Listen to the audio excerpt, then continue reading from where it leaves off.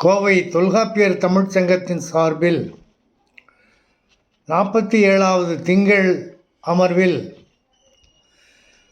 உங்களையெல்லாம் சந்தித்து பேசக்கூடிய ஒரு வாய்ப்பு எனக்கு கிடைத்ததற்கு என்னுடைய மன மகிழ்ச்சியை தெரிவித்துக் கொள்கின்றேன்.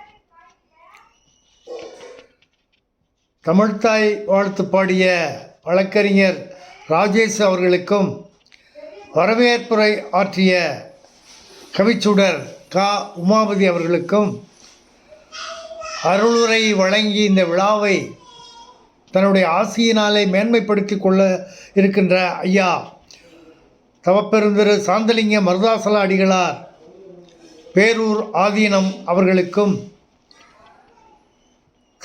தலைமை உரை ஆற்ற இருக்கக்கூடிய அகதன் அவர்களுக்கும் முன்னிலை வகிக்கக்கூடிய குரு பழனிசாமி ஐயா அவர்களுக்கும் மற்றும் இங்கே வருகை புரிந்திருக்கக்கூடிய அனைவருக்கும் இணைப்புரை ஆற்றக்கூடிய வழக்கறிஞர் இந்துமதி செல்வன் சேந்தன் அமுதன் அவர்களுக்கும் நன்றியுரை கூறக்கூடிய நித்யானந்தி பாரதி அவர்களுக்கும் இந்த தொழில்நுட்பத்தோடு இந்த பேச்சை பதிவு செய்யக்கூடிய என்னுடைய அருமை தோழர் ஜோதி பார்த்தசாரதி அவர்களுக்கும் என்னுடைய நன்றியை கூறி தொல்காப்பியத்திலே உள்ளுரை இறைச்சி என்பதை பற்றி உங்களோடு கலந்து உரையாட வாய்ப்பு வழங்கிய ஐயா காளியப்பன் அவர்களுக்கும் அமெரிக்க வாழ் தமிழ் அறிஞர் ஐயா நிதி அவர்களுக்கும் என்னுடைய நன்றியை சொல்லி என்னுடைய சொற்பொழிவை தொடங்குகின்றேன். தொல்காப்பியம் என்று சொல்லக்கூடிய நூல் தமிழருடைய பண்பாடு நாகரிகத்தினுடைய அடையாளமாக இன்றைக்கு இருக்கிறது. அது நம்முடைய இலக்கிய அடையாளமாகவும் இருக்கிறது. உலகத்தில் இருக்கக்கூடிய இலக்கிய உலகம் என்று எடுத்துக்கொண்டால் ஐரோப்பாவில் இருக்கக்கூடிய இலக்கிய உலகம் கிரேக்க நாட்டு வழியிலே தான் இலக்கிய படைப்புகளை செய்து அதனோடு ஒத்திசைந்து இயங்கிக் கொண்டிருப்பதை நாம் பார்க்கின்றோம். அப்படிப்பட்ட கிரேக்க நாட்டினுடைய சிறந்த இலக்கிய அறிஞர் என்று சொல்லக்கூடியவர் அரிஸ்டாட்டில். அவர் கவிதை இயல் பொயட்டிக்ஸ் என்று சொல்லக்கூடிய கவிதை இயல் என்ற நூலை இயற்றியிருக்கிறார்.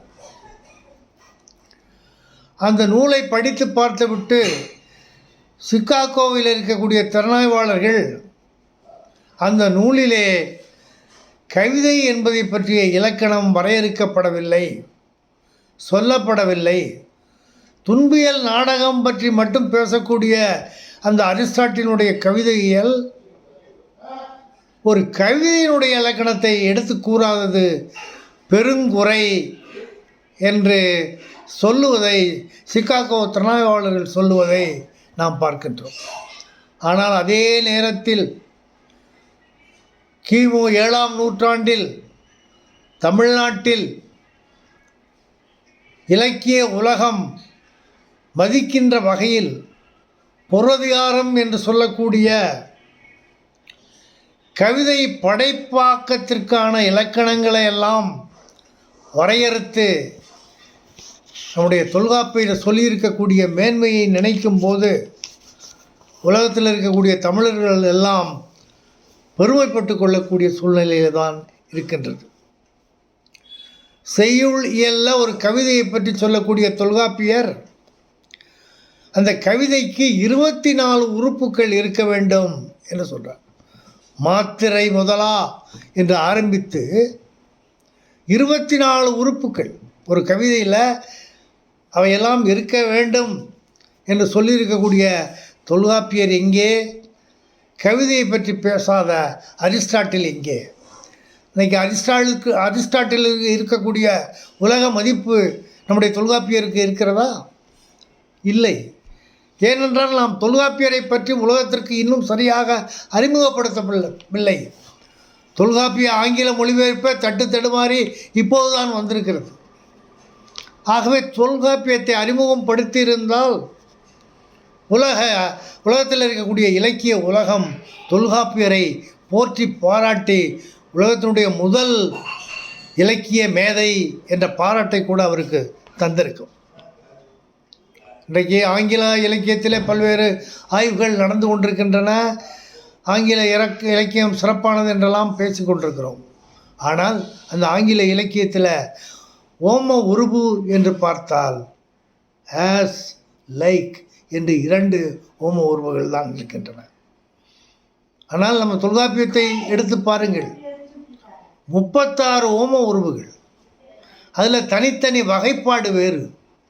உலகத்தில் வேறு எந்த இலக்கிய நூலிலும் இவ்வளவு ஓம உருவுகள் இருக்குமா என்றால் கட்டாயம் இருக்காது. இதை ஐயா மருதநாயகம் அவர்கள் மிக சிறப்பாக எடுத்து காட்டுறார். உலகத்தில் இருக்கக்கூடிய இலக்கியங்களோடு ஒப்பிடும்போது நம்முடைய தமிழ் இலக்கியத்தினுடைய செம்மாப்புக்கு சிறப்புக்கு மேலை இலக்கியங்கள் கூட ஈடாக முடியாது. இது மேலை அறிஞர்களே ஒத்துக்கொண்ட உண்மை என்றெல்லாம் நம்ம தொல்காப்பியத்தை சிறப்பித்து பேராசிரியர் மருதநாயகம் அவர்கள் பல்வேறு நூல்களிலே குறிப்பிட்டிருப்பதையெல்லாம் நாம் பார்க்கின்றோம். என்றால் அவர் ஆங்கில இலக்கியம் பெற்றவர், தமிழ் இலக்கியமும் கற்றவர். 2ஐயும் ஒப்பிட்டு தமிழுடைய மேன்மையான தன்மைகளை, உலகத்தினுடைய இலக்கிய செழுமை மிகுந்த மொழி தமிழ் மொழிதான் என்று சொல்ல வேண்டும். அந்த அளவுக்கு நாம் அறிமுகப்படுத்தாமல் இருப்பதனாலே அவர்களுக்கு இவை பற்றி தெரியாமல் இருக்கிறது. ஆக இலக்கியம் என்று எடுத்துக்கொண்டால் நமக்கு ஈடாக பழங்காலத்தில் வேறு யாரும் இல்லை என்று துணிச்சலோடு சொல்லலாம். அப்படிப்பட்ட ஒரு கோட்பாடு தான் உள்ளுறை இறைச்சி. ஜார்ஜ் எல் ஹார்ட் என்று சொல்லக்கூடிய அமெரிக்க பேராசிரியர் அவர் சொல்கிறார், தமிழர்கள் இந்த குறிப்பு பொருள் கோட்பாட்டை விரிவுபடுத்தி ஆராய்ந்து உலகத்துக்கு அறிமுகப்படுத்தினார்கள் என்றால் தமிழ் உலகத்தில் ஒரு மேன்மையான இடத்தை பெற முடியும் என்று சொல்லி அவர் தன்னுடைய நூலிலே குறிப்பிட்டு, இதை ஆராய்ந்து நாம் இந்த குறிப்பு பொருள் கோட்பாட்டை உலகத்துக்கு அறிமுகப்படுத்த வேண்டும், தொல்காப்பியத்தை அறிமுகப்படுத்த வேண்டும், இவற்றையெல்லாம் எடுத்து சென்று நாம் பரப்ப வேண்டும். அப்போதுதான் நம்முடைய தமிழ் இலக்கியத்தினுடைய மேன்மையை உலகம் அறிந்து கொள்ளும் என்றெல்லாம் சொல்லியிருப்பதை நாம் பார்க்கின்றோம். ஆகவே தான் இந்த குறிப்பு பொருள் கோட்பாடு என்று சொல்லக்கூடிய உள்ளுறை இறைச்சி ஆகிய இவை பல காலமாக ஆய்வுக்கு உட்படுத்தப்படாமல் கவனிப்பாரின்றி கிடந்த இந்த ஆய்வை எடுத்து இன்றைக்கு ஆராய்ந்து பார்க்கும்போது உலகத்தில் இருக்கக்கூடிய செம்மொழிகளிலே இந்த குறிப்பு பொருளை ஒரு கோட்பாடாக கொண்டிருக்கக்கூடிய ஒரே மொழி தமிழ் மொழி தான். உலகத்தில் இருக்கக்கூடிய எல்லா மொழிகளிலும் குறிப்பு பொருள் பற்றிய பாடல்கள் உண்டு. ஆனால் இவற்றை உள்ளுறை இறைச்சி என்று சொல்லி பாகுபடுத்தி உள்ளுறை 5ன்னு சொல்லி இறைச்சியில் 4 வகைகளை சொல்லி இவையெல்லாம் முன்னோர்கள் மொழியாக கூட சொல்லி தொல்காப்பியர் சொல்லியிருக்கிறார் என்றால் உலகத்தினுடைய முதல் கோட்பாட்டு செம்மொழி தமிழ். உலகத்திலேயே முதல் குறிப்பு பொருள் கோட்பாட்டை சொன்னவர் தொல்காப்பியர். இப்படிப்பட்ட உண்மைகளை உலகத்திலே நாம் அறிமுகப்படுத்த வேண்டிய ஒரு சூழ்நிலையிலே இருக்கிறோம். ஆகவே தான் இந்த உள்ளுறை இறைச்சியை பற்றிய ஆய்வுங்கிறது 5ஆம் வகுப்பு பாடப்புத்தகத்திலிருந்து IAS வரைக்கும் இந்த உள்ளுறை இறைச்சியை பற்றிய கேள்விகள் இருந்து கொண்டு தான் இருக்கும். ஏன்னா அப்படிப்பட்ட ஒரு முதன்மையான தமிழுக்கு பெருமை தரக்கூடிய வேறெங்கும் இல்லாத ஒரு சிறப்பு தன்மையை நாம் எடுத்து விளக்கி புரிந்து கொண்டு நம்முடைய மொழியினுடைய ஆளுமையை தெரிந்து கொண்டு நாம் அதை பாராட்ட வேண்டும், பாராட்ட கடமைப்பட்டிருக்கிறோம். தொல்காப்பியம் என்பது ஏதோ புலவர்களுக்கு மட்டும் உரியது என்று சொல்லி அவற்றை பரணிகளிலே தூங்கிவிட விடாமல் தொல்காப்பியத்தை மக்கள் இயக்கமாக மாற்றி மக்களிடம் கொண்டு சேர்க்க வேண்டும் என்ற முறையில் தொண்டாற்றி கொண்டிருக்கக்கூடிய இந்த தொல்காப்பிய சங்கமத்துக்கு மீண்டும் என்னுடைய பாராட்டை சொல்லி நான் இந்த உள்ளுரை இறைச்சி என்ற குறிப்பு பொருள் கோட்பாடு பற்றி சில கருத்துக்களை உங்களிடம் நான் எடுத்து சொல்ல விரும்புகின்றேன்.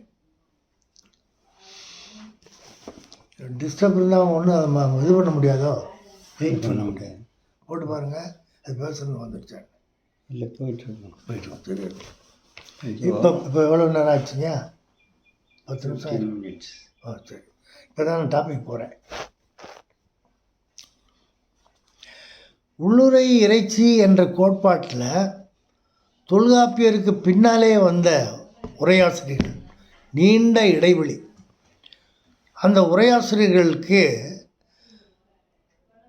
அந்த உண்மையான பொருளை அறிந்து கொள்வதில் அவர்களுக்கு ஆர்வம் இருந்தால் கூட வாய்ப்பு இன்மையினாலே ஒவ்வொருவரும் தனக்கு தோன்றிய முறையிலே உரையாசிரியர்கள் பல்வேறு கருத்துக்களை எல்லாம், முரண்பாடான தவறான கருத்துக்களை எல்லாம் இந்த தொல்காப்பியருடைய கோட்பாட்டை பற்றி சொல்லி வச்சிருக்கிறார்கள். அதோடு மட்டுமல்ல, நூற்பாக்களையே மாற்றியிருக்கிறார்கள். அவங்க கருத்துக்கு ஏற்ப நூற்பாக்களையே மாற்றி கூட அமைத்திருக்கிறார்கள். அவற்றையெல்லாம் இன்றைக்கு தமிழ் அறிஞர்கள் உலகம் ஆராய்ந்து அந்த குழப்பங்களையெல்லாம் படிப்படியாக நீக்கி இன்றைக்கு குறிப்பு பொருள் கோட்பாட்டை எளிதாக புரிந்து கொள்வதற்குரிய வழிகளை நாம் கண்டறிந்திருக்கின்றோம். அந்த வகையில் முதல்ல கோட்பாட்டில் குழப்பம் வந்ததுனால என்ன ஆயிற்று என்றால், ஏன்னா குழப்பம் வந்தால் தேக்கமாகிவிடும், வளர்ச்சி வராது. இது இதுவான்னு மயங்கினோம்னா அதை நம்ம எடுத்து பார்க்க மாட்டோம். சரி, அதனால் இதில் தொடர்ந்த ஒரு வளர்ச்சியை தமிழ் உலகம் தொடர்ச்சியாக கொண்டு வர ஒரு முயற்சிங்கிறது, ஒரு எடுப்புங்கிறது இல்லாமல் போய்விட்ட ஒரு நிலையைத்தான் நாம் பார்க்கணும். ஆனால் இன்றைக்கு அறிஞர்களெல்லாம் ஆய்வு செய்து உரையாசிரியர் கூறக்கூடிய பாட வேறுபாடு, உரையாசிரியர் கூறக்கூடிய கருத்து மாறுபாடு, உரையாசிரியர் கொண்டிருக்கக்கூடிய கொள்கை முரண்பாடு ஆகியவற்றையெல்லாம் ஆராய்ந்து பார்த்து நீக்கி, கோட்பாட்டில் இருக்கக்கூடிய குழப்பங்களை நீக்கி இன்றைக்கு முழுமையாக நம்முடைய தொல்காப்பியருடைய கருத்து இதுதான் என்று வரையறுக்கக்கூடிய அளவுக்கு அதற்கு ஒரு உருவம் இப்போது கிடைத்திருக்கிறது அப்படிங்கிறத நான் உங்களிடம் சொல்லிக்கொள்ள விரும்புகின்றேன். ஆக இந்த ஆய்விலே நான் பல காலம் ஈடுபட்டு சில குழப்பங்களை எல்லாம் நீக்கி இதுதான் சரியானது என்று கூட கண்டறிந்திருக்கின்றேன் என்று சொல்லி உங்கள் முன் சொல்லிக்கொள்வதிலே என்னுடைய முயற்சி இப்படிப்பட்டதுங்கிறத உங்களுக்கு அறிவிக்க வேண்டும் என்ற நோக்கத்தில் தான் இந்த குழப்பங்களை எல்லாம் நீக்கி இன்றைக்கு இந்த கோட்பாடு இப்படிப்பட்டது தான் என்று வரையறுக்க முடிந்திருக்கிறது என்று சொல்கின்றேன். என்னென்ன குழப்பங்கள் இருந்தது என்றால், உள்ளுரை இறைச்சி என்று சொல்லக்கூடிய இந்த குறிப்பு பொருள் அகத்திணை முழுவதற்கும் உரியதா, ஐந்திணைக்கும் மட்டும் உரியதா? இது ஒரு கேள்வி. ஆராய்ந்து பார்த்ததில் ஐந்திணை பாடல்களில் மட்டுமே இந்த குறிப்பு பொருள் உள்ளுரை இறைச்சி இடம்பெற்றிருப்பதனாலே இது ஐந்திணைக்கு மட்டுமே உரியது அப்படிங்கிற முடிவுக்கு நாம் வர முடியும். அடுத்த கேள்வி, உள்ளுரையும் இறைச்சியும் ஒன்றா வேறு வேறா? இது ஒரு ஆய்வுக்கு உட்படுத்தப்பட வேண்டிய கேள்வி. இரண்டும் வேறு வேறுங்கிறது விடை. காரணம் சொல்லணும்ல. ஒரு கருத்தை நீங்கள் சொல்லும்போது அதுக்குரிய காரணத்தை சொன்னால் தான் அடுத்தவங்க அது உண்மையா பொய்யா என்று ஆராய முடியும். அப்படி பார்க்கும்போது உள்ளுரை இயங்குதிணைனா வேறு ஒன்றும் இல்லை, ஒரு கலைச்சொல் அது. அதனால் அதை சொல்லியிருக்கிறேன். பறவை விலங்குக்கு பொது பேர் இயங்குதிணை, மூவபிள், அவ்வளோதான். நிலைத்திணை நிலையாக இருக்கிறது. மரம் செடி கொடி அதே இடத்துல இருக்கும், அது நிலைத்திணை. இந்த கருப்பொருள்களை கொண்டு தான் அந்த உள்ளுரை சொல்லப்பட வேண்டும். அப்போ விலங்கு பறவையும் அதில் வரும், மரம் செடி கொடியும் அதில் வரும். இறைச்சி என்று எடுத்துக்கொண்டால் விலங்கு பறவைகள் மட்டும்தான் கருப்பொருளாக கொண்டு அந்த குறிப்பு பொருள் வரும். இதுதான் ரெண்டுக்குமே வேறுபாடு. அப்போது இரண்டும் வேறு வேறு அப்படிங்கிற கோட்பாட்டை நாம் தெரிந்து கொள்கிறோம். அடுத்தது, இறைச்சியும் உடனுறையும் ஒன்றா வேறு வேறா? இதெல்லாம் உரையாசிரியர்கள் கேட்குற கேள்விகளெல்லாம் தான் நம்ம எடுத்துக்கிட்டு அதுக்கு விடை கண்டிருக்கோம். உடனுறைன்ற உள்ளுரையில் இயங்குதிணை நிலைத்திணை ரெண்டும் வரும். அப்போ அது இறைச்சி கிடையாது, உள்ளுரையை சேர்ந்தது. எனவே இறைச்சியும் உடனுறையும் வேறு வேறு அப்படின்னு நம்ம சொல்ல முடியும். சரி, உள்ளுரை இறைச்சிங்கிறது அகப்பாடல் புறப்பாடலுக்கு பொதுவானதா இல்லை அகத்துக்கு மட்டுமே உரியதா அப்படிங்கிற இன்னொரு கேள்வி. ஏன்னா அகப்பாடல்களில் இடம்பெறுவதைத்தான் உள்ளுரை என்போம், புறப்பாடல்கள் இடம்பெறுவதை குறிப்பு பொருள் என்று சொல்கிறோம். அப்போ அகப்பாடலில் இடம்பெறுவது தான் உள்ளுரை இறைச்சி அப்படிங்கிற முடிவுக்கு வர்றோம். அடுத்து, உவமப்போலி என்று ஒன்று இருக்குது. இது சில பேர் ஏனை உவமம் அப்படின்னு சொல்கிறாங்க, சில பேர் உள்ளுரை உவமம் அப்படின்னு சொல்கிறாங்க. இதுக்கு முடிவு என்ன? ஏனை ஓமத்தில் ஓம உருவு வருது, ஓமப்போலியில் ஓம உருவு கிடையாது, உள்ளுரை ஓமத்தில் ஓம உருவு கிடையாது. எனவே ஓமப்போலியும் உள்ளுரை ஓமமும் ஒன்று தான், ஏனை ஓமம் தான் வேறு அப்படிங்கிற முடிவுக்கு வர்றோம். உள்ளுரையில் தெய்வம் இடம்பெறக்கூடாது அப்படின்னு தொல்காப்பியர் சொல்லியிருக்கிறார். ஓமப்போலியும் உள்ளுரை ஓமமும் ஒன்று தான், ஏனை ஓமம் தான் வேறு அப்படிங்கிற முடிவுக்கு வர்றோம். உள்ளுரையில் தெய்வம் இடம்பெறக்கூடாது அப்படின்னு தொல்காப்பியர் சொல்லியிருக்கிறார். தெய்வத்தை உள்ளுரையில் இடம்பெற வேண்டாம்னு சொன்னதுக்கு என்ன காரணம் அப்படின்னு பல பேர் பல காரணத்தை சொல்கிறாங்க. தெய்வத்தின் மேலே மதிப்புக்காக விட்டாங்க அப்படி இப்படிலாம் சொல்கிறாங்க. ஆனால் ஆராய்ச்சி பண்ணி பார்த்தோம்னா என்ன தெரிய வருதுன்னா, குறிப்பு பொருள்னு சொல்லும்போது உயர்திணை பொருள் குறிப்பு பொருளில் இடம்பெறாது. அகிரணை பொருள்களை தான் நம்ம குறிப்பு பொருளுக்கு பயன்படுத்துகிறோம். அப்படி இருக்கும்போது தெய்வங்கிறது சில இடங்களில் உயர்திணை பொருளாக சொல்லப்படுது, சில இடங்களில் அகிரணை பொருளாக சொல்லப்படுது. அப்போ குறிப்பு பொருளை இடம்பெற்றால் குழப்பம் வரும். அதனால் தெய்வத்தை நீக்கிருங்க, இடம்பெற செய்யாதீங்க. குறிப்பு பொருளுக்கு அகிரணை பொருளாக தான் கருப்பொருள் தான் இடம்பெற வேண்டும் அப்படின்னு சொல்லி அதை வரையறுத்திருக்கிறத நம்ம பார்க்குறோம். ஆகவே குறிப்பு பொருளில் குழப்பம் வந்துடக்கூடாதுங்கிறதுக்காக உயர்திணையாக அகிரணையான்னு மயக்கம் தரக்கூடிய தெய்வ பெயரை நீக்கியிருக்காங்கங்கிற முடிவுக்கு நம்ம வர்றோம்.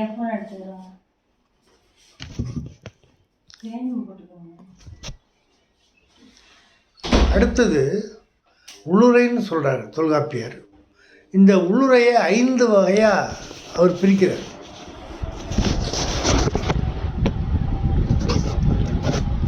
ஐந்து வகையாக பிரித்த ஒரு நூற்பா பொருளியலில் சொல்கிறார். உடனுரை, உவமம், சுட்டு, நகை, சிறப்பன, கெடலரும் மரபின் உள்ளுரை 5. இந்த 5 தான் மரபுப்படி, இந்த 5 தான் நம்ம உள்ளுரை சொல்கிறோம். ஒவ்வொன்றுக்கும் பேர் சொல்கிறார். உடனுரை, இந்த உள்ளுரை உடனுரை தமிழ் மொழி ஒரு இயல்பான மொழியாக இருக்கிறதுனால ஒரு சொல்லினுடைய பொருளை வேறு சொல்லை கொண்டு நீங்கள் ஆராய்ந்து நாமளே புரிந்து கொள்ளலாம். எளிமையாக கொஞ்சம் முயற்சி செய்யணும். உள் உரை அப்படின்னா என்ன? உரைகிறதுனா தங்குறது, நிலையாக இருக்கிறது அப்படின்னு வச்சுக்கிறோம். உறைஞ்சி போச்சு. உள்னா உள்ளே உரையும். அப்போது வெளிப்படையான ஒரு கருத்து இருக்கும், அதுக்கு அடியில் குறிப்பான ஒரு கருத்து இருக்கும். அந்த வெளிப்படையான கருத்துக்கு உள்ளே அந்த குறிப்பான கருத்து மறைஞ்சிருக்கும். அதுதான் நம்ம உள்ளுரைங்கிறோம். அதே மாதிரி உடன் உரை அப்படின்னு சொன்னால் உட்பொருள் ஒன்று வெளிப்படை பொருளுக்குள்ளே உறைந்திருப்பது அப்படிங்கிறத நம்ம பார்க்கணும். இதுக்கு ஒரு சான்று பாருங்க. உடல் உரை நீங்கள் அடிக்கடி கேள்விப்பட்ட பாட்டு தான், நற்றினில் வரக்கூடியது. புன்னை மரம்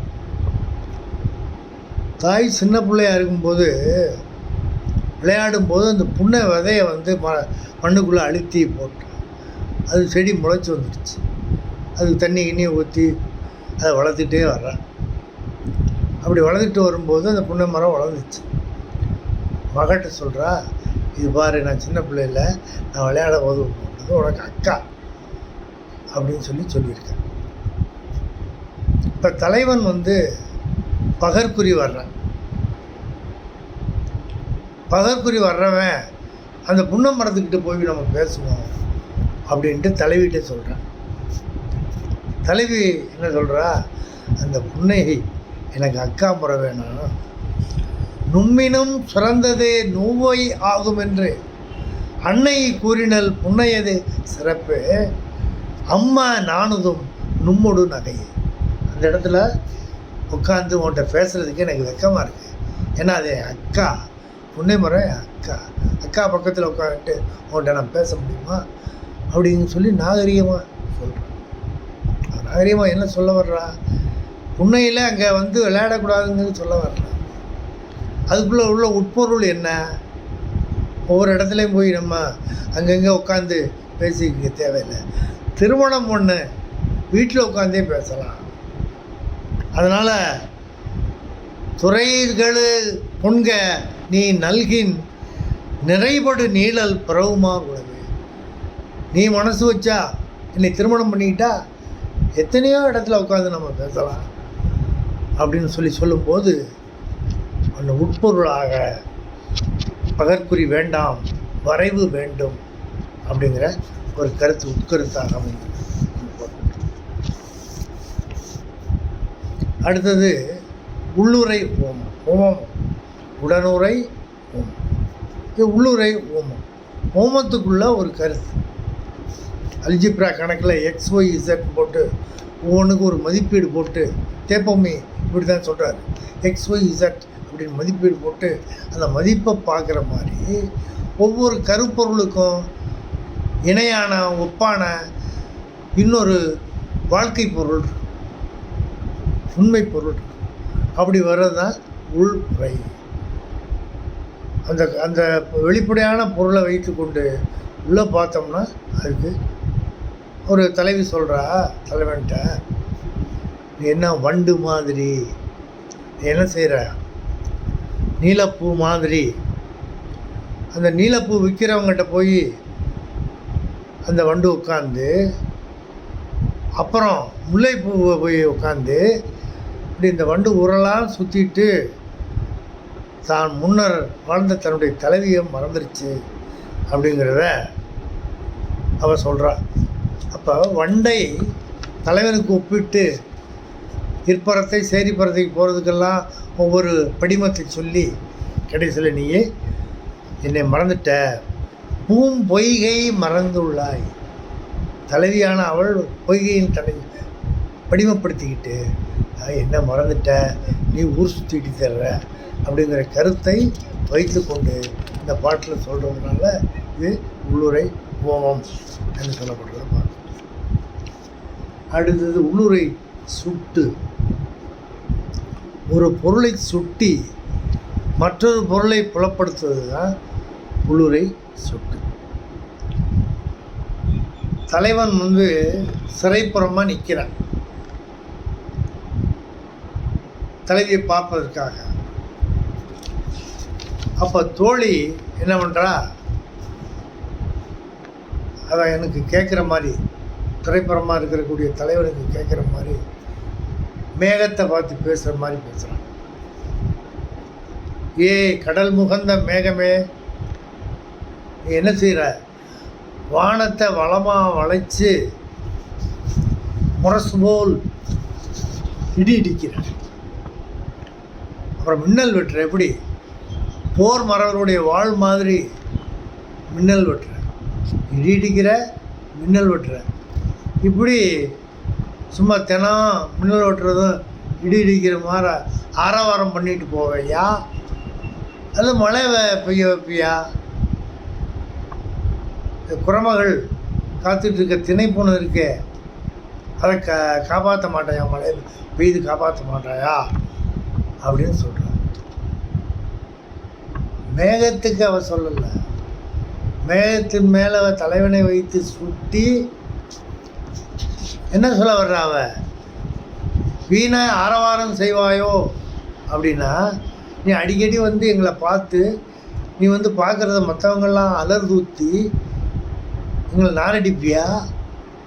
அந்த மாதிரி ஆரவாரம் செய்ய போறியா?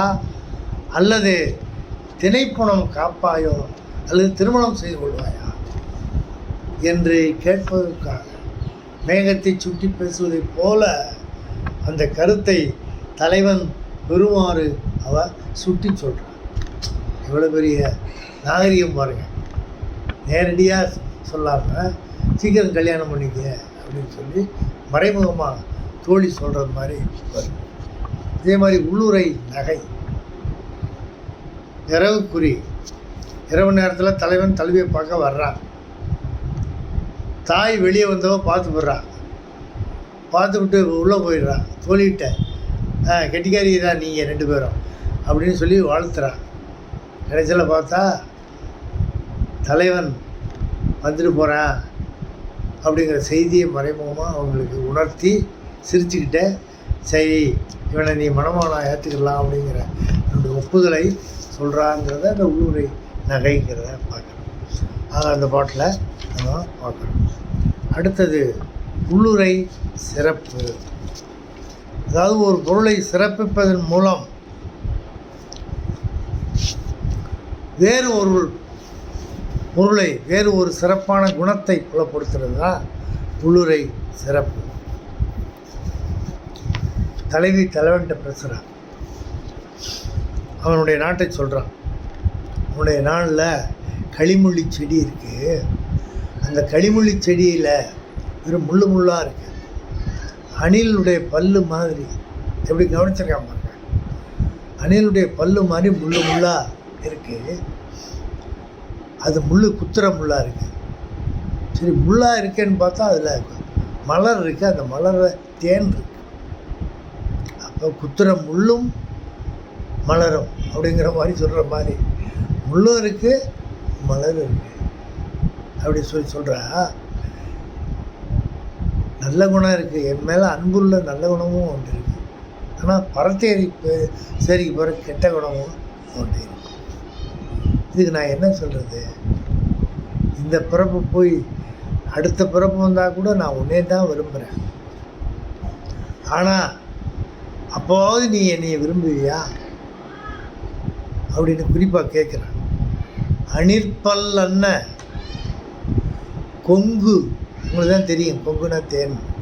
கொங்கு முதிர் முண்டகத்து, முண்டகம் களிமுள்ளி செடி. மணிக்கேள் அன்ன மானியை சேர்ப்ப, கடற்கரை தலைவன்.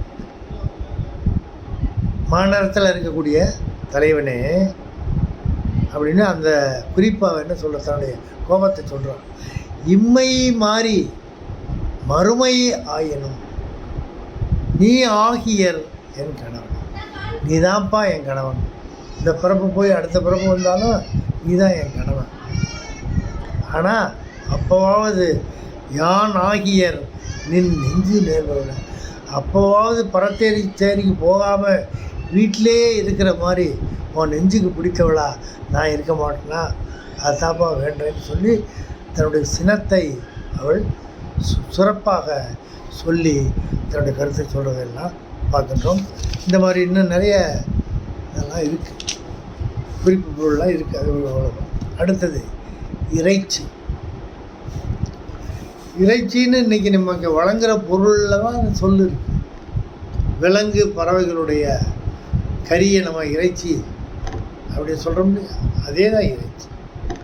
இந்த இறைச்சின்னா ஒரு குறிப்பு பொருள். என்ன குறிப்பு பொருள்? விலங்கு பறவைகளை மையமாக வச்சுக்கிட்டு சொல்லப்படக்கூடிய குறிப்பு பொருளுக்கு இறைச்சி. விலங்கையும் சொல்லி மலர்கள் செடி கொடிகளையும் சொன்னால் அது உள்ளுரை. இப்போ முதல்ல உள்ளுரை இருந்திருக்கும், எல்லாத்தையும் சொல்லியிருப்பாங்க. அப்புறம் இறைச்சின்னு விலங்கை தனியாக பிரித்து இது இறைச்சின்னு சொல்லி உருவாக்கியிருப்பாங்க.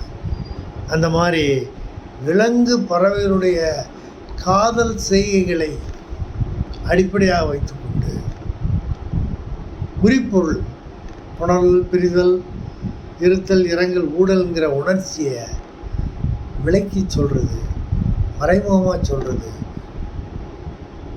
விலங்கு பறவை கருப்பொருளை கொண்டு மனித உணர்ச்சிகளை மறைமுகமாக குறிப்பாக சுட்டி காட்டுறது தான் இந்த இறைச்சி. இதை நான் கொஞ்சம் புரிதலுக்காக நானாக தொல்காப்பியர் அப்படி பாகுபாடு பண்ணலை, நானாக ஒரு பாகுபாடு பண்ணிக்கிட்டேன். தன்பொருள் இறைச்சி, ஆனால் ஒரே ஒரு பொருள் மட்டும்தான் இருக்கும். இன்னொன்று பிரிதி பொருள் இறைச்சி, வன்புரை இறைச்சி. ஏன்னா வன்புரையில் வரக்கூடியது, அந்த வன்புரைங்கிற துறையை விளக்கு வரும்போது அது வன்புரை இறைச்சி. அப்புறம் கற்பியல் இறைச்சி. இப்படி நானாக இந்த 4 வகையை புரிதலுக்காக பாகுபடுத்திக்கிட்டேன். தவிர வேறு தொல்காப்பியர் அப்படி சொல்லலை, நான் தான் அது புரிதலுக்காக அப்படி பாகுபடுத்துகிறேன். தொல்காப்பியர் இறைச்சியை பற்றி என்ன சொல்கிறார்? இறைச்சி தானே உரிப்புறத்ததுவே, உணர்ச்சிகளுக்கு பின்னால் வரக்கூடிய. இதை நச்சினார்கிரியர் என்ன இந்த பாடத்தை என்ன பண்ணிவிட்டார், பொருட்புறத்ததுவேன்னு போட்டு அது ஏகப்பட்ட குழப்பம், அடிப்படையிலே குழப்பம் ஆகிப்போச்சு. இறைச்சி கோட்பாட்டை புரிஞ்சுக்கிறாம கடைசியெல்லாம் பார்த்தா தொல்காப்பியத்தை குழப்பி விட்டுருக்காரு நச்சினார்கிரியர் தெரியுது. உரிப்புறத்ததுவேங்கிறத சரியான பாடமும் கண்டுபிடிச்சாச்சு.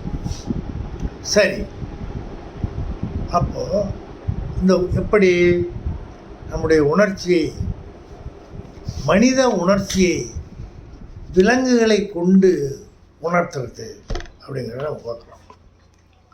இப்போ இந்த பாட்டை பாருங்கள், குறுந்தொகை 92வது பாட்டு. முதல்ல கருத்தை சொல்கிறேன். ஞாயிறு மறைஞ்சிருச்சு, ஏறிட்டு பார்த்தா அடிவானத்தில் பறவைகள் ரொம்ப வேகமாக தன்னுடைய அலகில் இரையை வைத்து கொண்டு ரொம்ப வேகமாக பறந்து போகுது. அந்த பறவைகள்லாம் எங்கே போகுது? அங்கே சாலையில் மரங்கள் இருக்குது, சாலையில் இருக்கக்கூடிய அந்த மரங்களில் குஞ்சுகள் இருக்குது. அது மாலை நேரத்தில் சீக்கிரம் இரவு வந்துடும், சீக்கிரத்தில் கொண்டு போகணும்னு சொல்லி அந்த வேகமாக பறந்து போய்கிட்டு இருக்கு அப்படிங்கிறத ஒரு தலைவி இதை சொல்கிறார். இந்த பறவை போகிற பறவை காட்சியை நம்ம விளக்குறதுக்கு அவள் சொல்கிறா இல்லை, அவருடைய உணர்ச்சியை விளக்க நம்ம சொல்கிறோம். ஞாயிறு பட்ட அகல் வாய் வானத்து, ஞாயிறு பட்ட ஞாயிறு மறைந்த, அகல்வாய் நீண்ட வெளியை உடைய வானத்தில் அழியதாமே கொடுஞ்சிறை பறவை. அந்த பறவைகள்லாம் ரொம்ப இறக்கத்துக்குரியவை. ஏன்? இறையுற ஓங்கிய நெறியல் மராத்த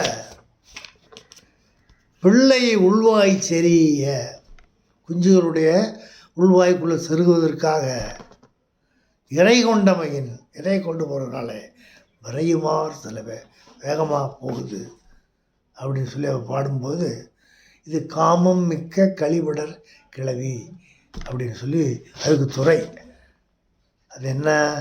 தன்னுடைய தலைவன் பறவைகள் தம்மோட அன்பு கொண்ட குஞ்சுகளை இருட்டு முன்னால் இறை ஊட்ட வேண்டும்ன்ற ஆர்வத்தில் விரைந்து பறந்து போகுது.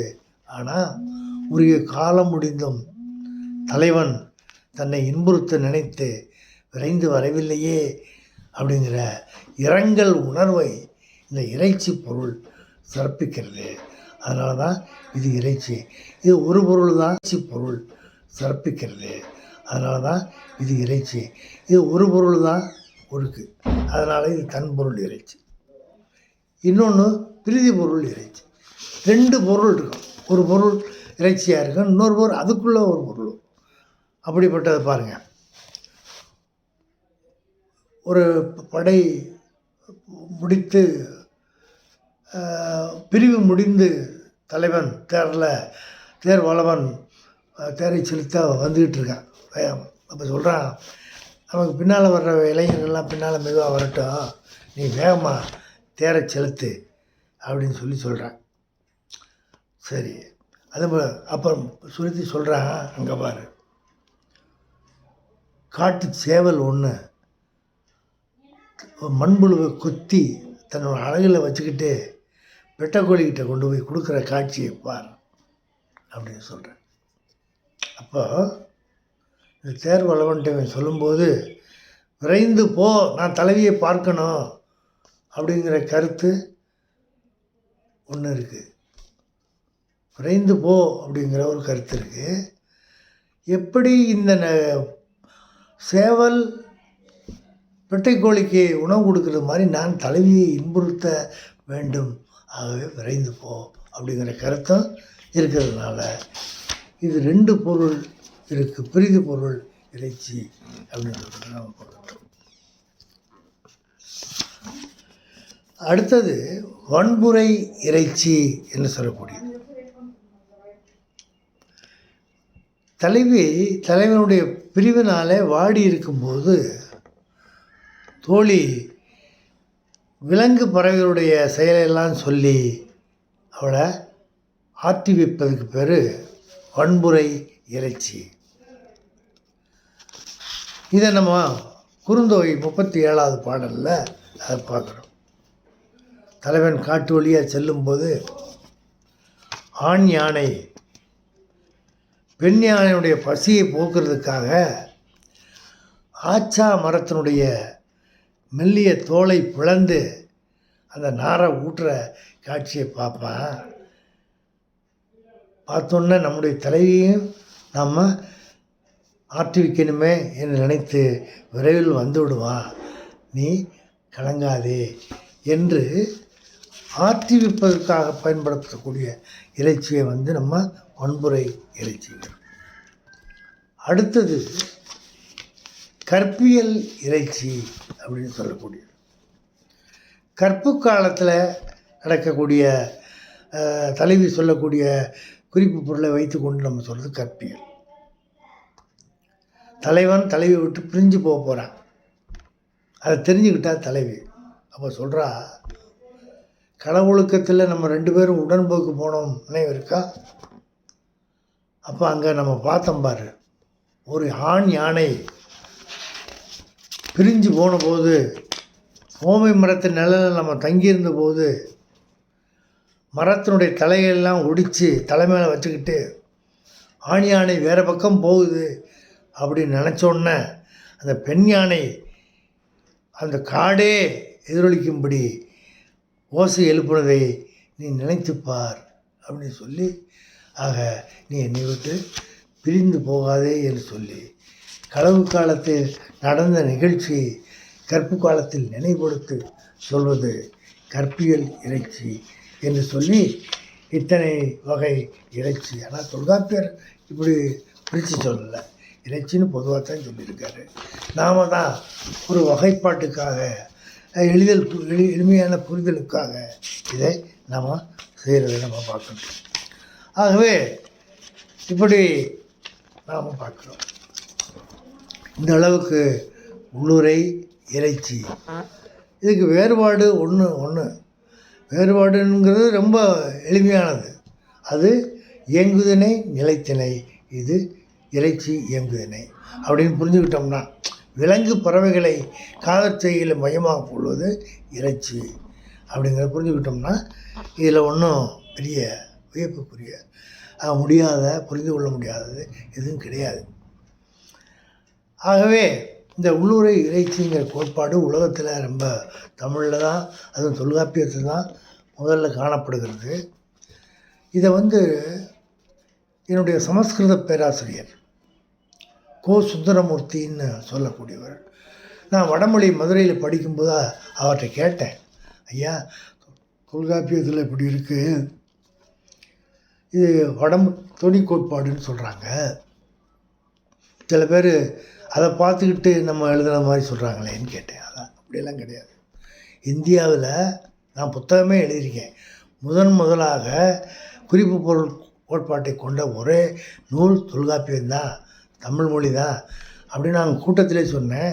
அப்போ கூட மற்றவங்களாம் நீங்கள்லாம் எதுக்கு இதை போய் சொல்கிறேன்னு கூட என்னை சொன்னாங்க. அதில் என்ன, அறிவு உலகத்தில் கருத்தை, உண்மையான கருத்தை எடுத்து சொல்கிறது நம்ம கடமை அப்படின்னு நான் சொன்னேன் என்று சொல்லி சொல்கிறத பார்க்கட்டும். ஆக அந்த அளவுக்கு நமக்கு மிக மேன்மையானதாக இருக்குது. கிரேக்க நாட்டு மெய்யியல் அறிஞருங்கிறவர் ஹெராக்ளிட்டஸ்னு ஒருத்தர். இவர் நூலில் 10 வரிகள் தான் கிடைச்ச இந்த 10 வரிகளை கொண்டே அவருடைய முழு தத்துவத்தையும் ஆராய்ந்து கண்டுபிடிச்சிருக்கிறாங்க ஐரோப்பாவில்.